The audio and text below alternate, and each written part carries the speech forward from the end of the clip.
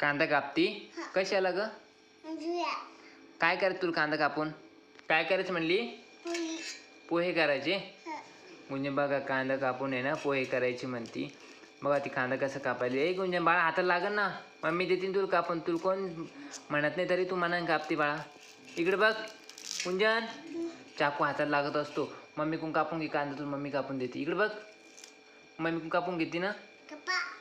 नाही ना बाळा हाताला लागन ना. ऐकली जाय ना तू. गुंजन चाकू कुठून घेतला तू? कुठून घेतला चाकू? रॅकमधून का? अगं चाकू हाताला लागन बाळा, मम्मी कापून देते तुला.